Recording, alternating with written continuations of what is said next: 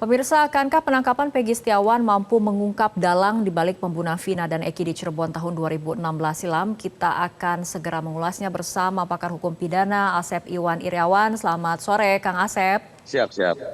Oke, Selamat sore. Kang Asep.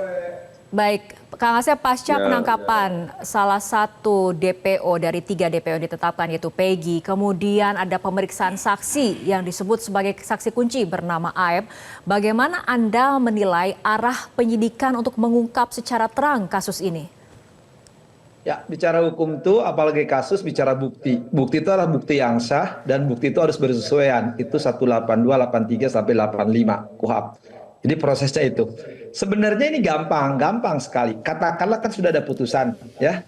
Nah, terlepas itu atau walaupun ada penyangkalan atau sudah gerasi, ada yang mengajukan gerasi, ya, atau disangkal. Artinya apa? Secara teori, secara hukum, ya, hukum yang berlaku, bahwa putusan itu kan diuraikan dalam putusan. Kita harus menghormati putusan.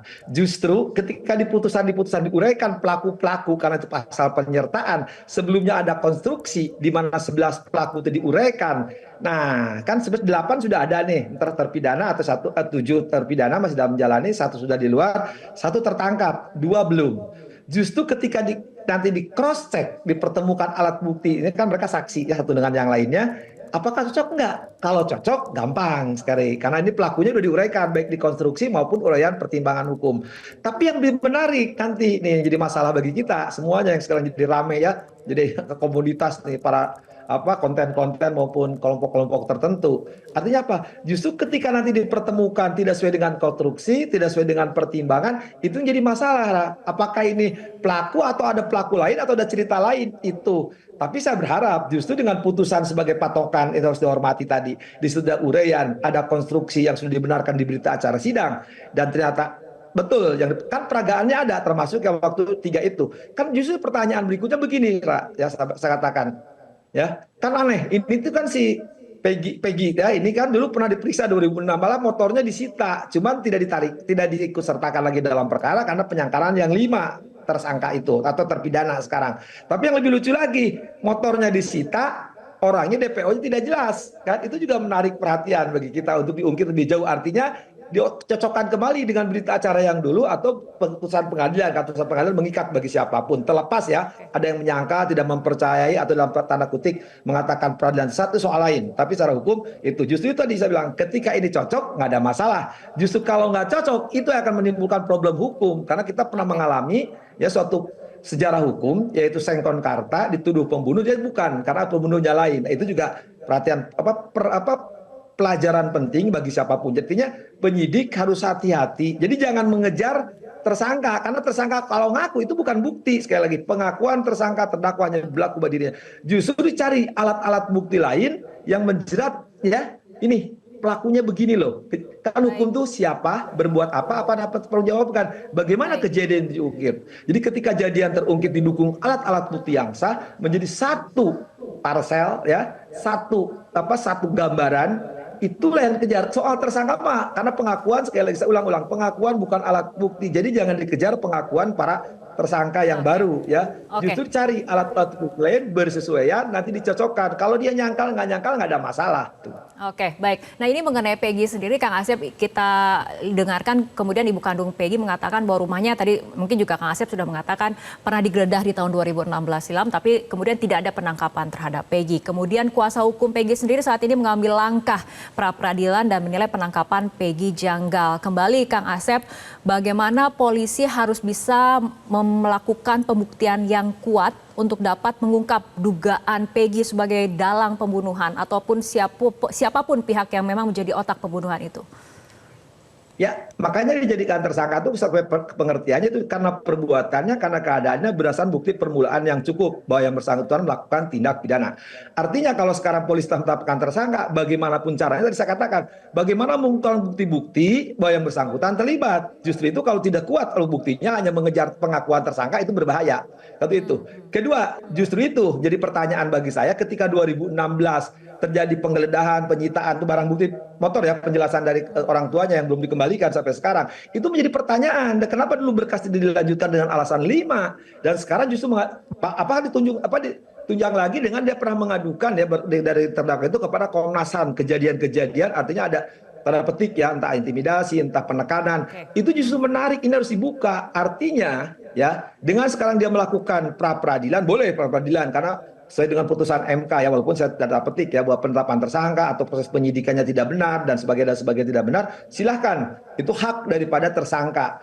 Cuman yang jadi masalah ya, sekali lagi, kalau nanti justru penetapan tersangkanya tidak didukung bukti permulaan yang cukup, sekali lagi ya, tidak ada permulaan yang cukup ya, itu berbahaya lagi kalau dikabulkan ya. Nah, kalau ditolak juga ini kan masih diuji di pengadilan. Jadi memang permasalahan ini sebenarnya simpel, cuman ada jadi ribet itu gara-gara mungkin proses awal itu mengandung pertanyaan-pertanyaan yang harus dijawab oleh publik. Nah, syukur-syukur sekarang kepala Polda Jabar ya. Nah, bagaimana mengumpulkan bukti itu sehingga ketika ada pra peradilan, ketika ada sangkalan, dia bisa membuktikan keterlibatan penetapan tersangka, keterlibatan si PG ini kan. Karena kita kalau lihat kan, justru nama PG di berita acara maupun di berkas pengadilan, nah nama yang sebenarnya kan apa, Peggy atau Egy atau belakangnya ini berbeda. Identitas orang itu hati-hati ya, nama Rara, Riri, Roro, Asep, Acep, Ucup juga Baik, berbeda. Kang Asep. Ini hati-hati. Oke, baik Kang Asep. Nah, mengenai berbagai macam pertanyaan yang ada di benak publik, ini kan memang ada sejumlah spekulasi, berbagai klaim yang mengemuka soal kasus pembunuhan Vina dan Eki ini. Adanya hal-hal seperti ini, berbagai klaim seperti ini mengindikasikan apa, Kang Asep? Ya, kita ya bagi sekarang transparansi, keterbukaan. Ya kita hormatilah siapapun mengatakan apapun boleh saja. Tapi yang bicara bukti sekali lagi. Nah, sekarang ketika publik mempertanyakan, ya kita juga tidak boleh misalkan menuduh publik seenaknya. Sekarang jujur aja saya katakan, sekarang ini boleh katakan buzzer ini berperang di dua kubu yang kepala tiga kubu saya lihat ya. Perang kekuatan terus saut-sautan.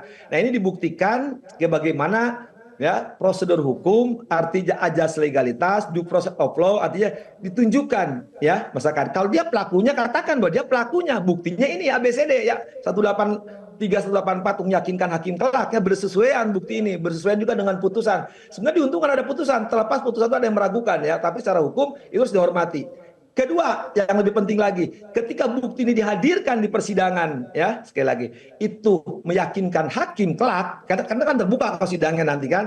Nah itu saya kira siapapun pendapatnya harus dihormati. Tapi yang jadi masalah, kalau bukti-bukti ini ternyata tidak menguatkan perbuatan tersangka 3 orang, apalagi baru 1, nanti 2 orang malah tidak kena dan tidak berhubungan satu sama lain, itu menjadi masalah karena ini menyangkut kepercayaan proses penegakan hukum dari mulai penyidikan, penuntutan, sama pengadilan. Catatan saya juga, maaf ya, saya dilihat dari seorang mantan hakim. Itu putusan hakim kalau dieksaminasi justru menarik nanti, karena belum ada yang mengungkap ya. Jadi bisa dilihat tuh pertimbangan hakim itu, saya cukup ya agak tanda tanya gitu kan, tapi harus hormati ya, karena itu sudah dikuatkan sampai kasasi ya. Malah kan ada yang mengajukan gerasi, artinya mengakui kesalahan. Tapi bagi saya itu pembuatan putusan boleh dilihat nanti dibandingkan BAP kepolisian, rekonstruksi dan BAP pengadilan ya, itu ada menarik rangkaian cerita satu itu. Kedua, kalau tidak salah penjelasan dari mereka, salah satu mereka dari kuasa hukumnya, itu sidangnya pernah disatukan, padahal itu kan kalau tidak 3 berkas termasuk anak yang tidak boleh disatukan. Ingat satu anak yang dulu kan si Saka itu kan dulu masih anak. Itu berbahaya kalau itu disatukan, ingat tuh batal demi hukum. Jadi justru menarik justru kalau sekarang tadi patokannya putusan pengadilan perlu dieksaminasi ya, artinya walaupun terlepas dikuatkan oleh PT sama MA, tapi di situ yang menarik, coba sekali-kali media bandingkan putusan pengadilan itu dengan proses rekonstruksi di kepolisian, apalagi di awal tuh kan ada pencabutan, perubahan gitu. Nah itu bisa dilihat terlepas sekali lagi ya bahwa itu sudah BHT. Tapi untuk ilmu pengetahuan hukum, sejarah hukum, sering saya katakan jangan kasus Sengkon Karta terulang. Jadi dulu ada pembunuhan, dia bukan pembunuhnya karena ada peristiwa lain, ada pelaku lain. Nah ini saya kira bagaimana sekarang penyidikan ini polisi ya, karena udah menetapkan tersangka pasti punya bukti permulaan ya, justru bukti-bukti ini diperkuat lebih dari 1 alat bukti ya. Yang paling gampang inilah saya kasih gambaran. Kan sebelumnya digambarkan bahwa peristiwa pembunuhan itu 11 orang direkonstruksi. Nah sekarang bagaimana dalam hukum itu kebenaran material ya. Jadi bagaimana pelaku-pelaku ini melakukan perbuatan. Nah kalau ini pelaku perbuatan tidak saling bersesuaian, bahasa kuapnya tidak saling bersesuaian, tidak saling berkaitan, itu kan menjadi tanda tanya. Wajar publik mempertanyakan ya, zaman transparansi.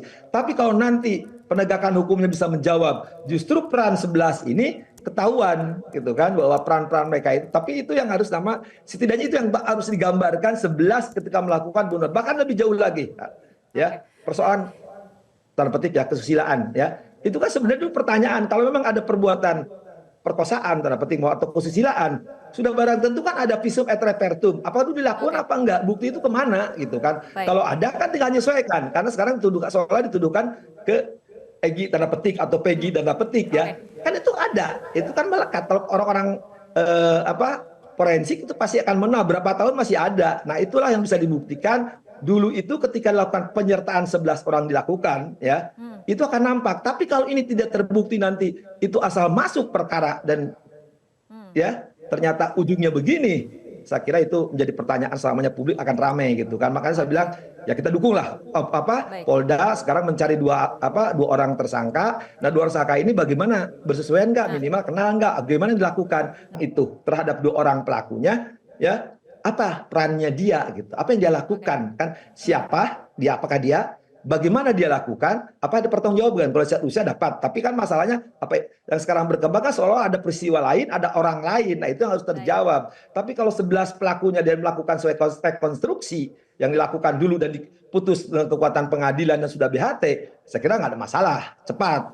Cuman yang jadi masalah kalau ini berbeda, apalagi yang 8 ini udah nyangkal gitu kan. Oke, artinya ini salah satu fokus yang harus dilakukan oleh polisi, bagaimana kemudian menelusuri ataupun membuktikan adanya kebersesuaian keterangan ya dari para terpidana maupun tersangka Peggy ini, dan juga kemudian mengungkap peran ataupun siapa sebenarnya dua buronan ini. Tapi kemudian jika semuanya sudah bisa ditangkap ataupun sudah bisa ditahan oleh polisi, apakah menurut Anda ini akan bisa membuka tabir siapa dalang pembunuhan Vina dan Eki? Sederhana jawabannya. Kalau itu bersesuaian antara 3 dan 8, selesai mereka pelakunya. Tapi kalau 3 tidak bersesuaian dengan 8, apalagi 3 tidak bersesuaian, itu pertanyaan publik.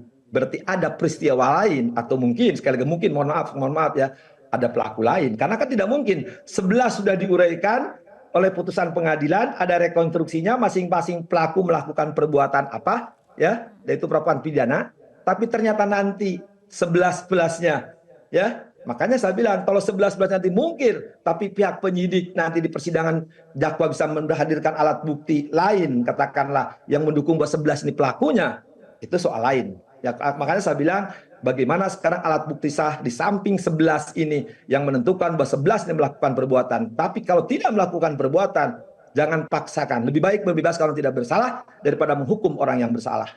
Oke, baik, kita tunggu bagaimana perkembangan yang dilakukan oleh kepolisian. Terima kasih Kang Asep telah berbincang bersama kami sore hari ini. Jelajahi cara baru mendapatkan informasi. Download Metro TV Extend sekarang.